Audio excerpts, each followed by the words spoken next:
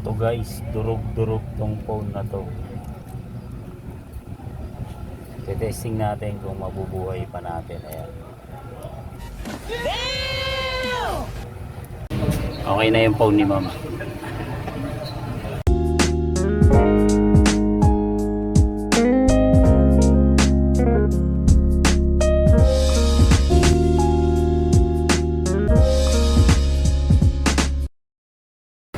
Ayan, magandang gabi sa inyong lahat mga kablagadag ko dyan. Mega loud shoutout sa inyo.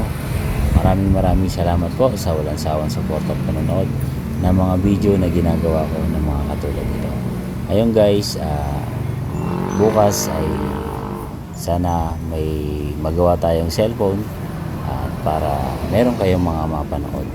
Sana may magpagawa sa atin. Kaya panoorin niyo po sa dulo ng aking vlog. Maraming salamat po.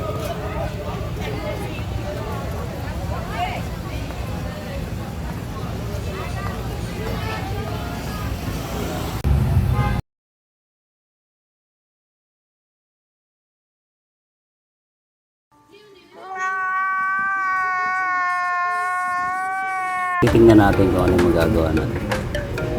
Kung kaya pang gawin. Tapos, ayan, tinanggal ko yung battery. Tinignan ko yung charging port. Ayun, sira talaga. Putol. Durog-durog. Nasagasaan daw ito ng sasakyan. Hindi ko alam kung totoo yan. kakayanin pa natin. Bola lang yan. Mabubuhay pa kaya ito mga kablagadag. Kita nyo talaga, no? Talagang durog-durog. Ayan, tanggalin natin yung board. Mukhang okay naman yung board. Sana walang diferensya yung board. Paano masabi? Pero yung talagang charging port, ayan, tanggal yung sa socket niya. Kaya yung battery ito ayan, papantayin natin. Pinantay ko yan mga kapatid. Talagang hindi mo alam kung mabubuhay talaga yung unit.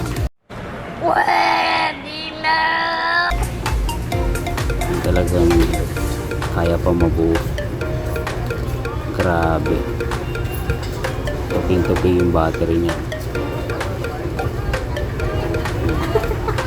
Kita niyo naman kung gaano ka basag. Ayan, nakakuha ko ng isang frame na papalitan natin. Ayan, papalitan natin ng frame. Tatanggalin pa natin yung LCD niyan kasi sirado yung LCD niya. Second hand lang naman yan, mga papalit natin para lang magamit kasi kailangan ni ma'am yung phone niya at kasi ginagamit niya daw sa trabaho. Kaya kakaawa talaga yung phone kung ano yung tsura. Durog na durog. Kaya nilinis ko muna yan. Nakikita niyo naman, nilinisin muna natin yung mga gilid-gilid, tanggalin yung pandikit para mailapat natin ng maayos yung ikakabit natin yung LCD. Kasi pag hindi malinis ay magkakaroon siya ng angat sa mga gilid ng LCD. Kaya kailangan natin linisin para magkaroon siya ng magandang lapat para hindi magka-problema. Yan lang naman ang matitip ko sa inyo mga kablagadag. Kaya yun ang ginagawa natin para maikabit natin ng maayos yung mga ginagawa natin LCD o anuman trabaho.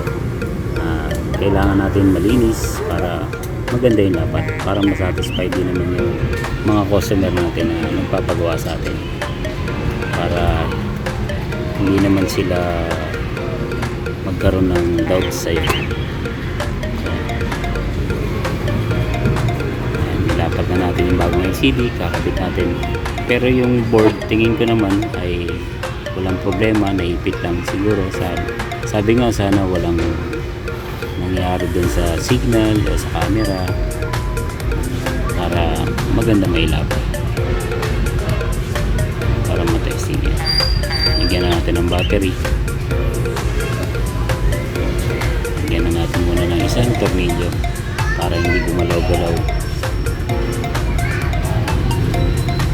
Ayan, nag-on naman, kaya kita nyo naman kung ano diferensya nung before and after. Kaya yun,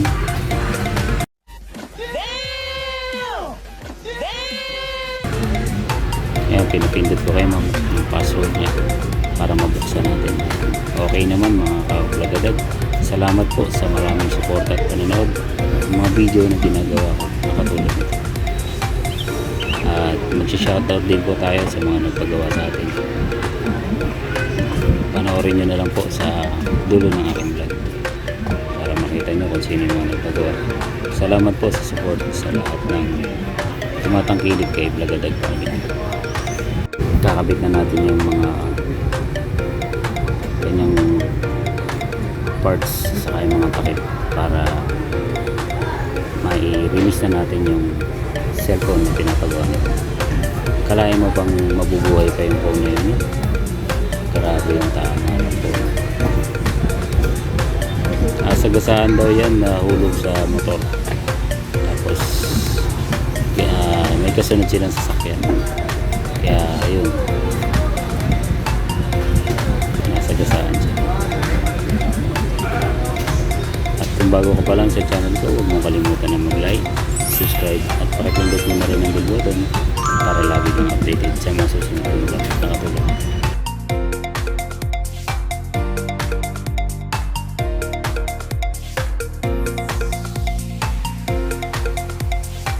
Okay na yung phone ni mama. Ito po yung kanyang TikTok account. Please follow na lang po. Ayan. Pa-support na lang din po mga ka-Vlogadag Family. Salamat po. Thank you. Ayun, may galaw shoutout po sa inyo sa mga nagpagawa sa akin. Maraming salamat po sa support at sa lahat ng sumusuporta kay Vlogadag. Thank you po.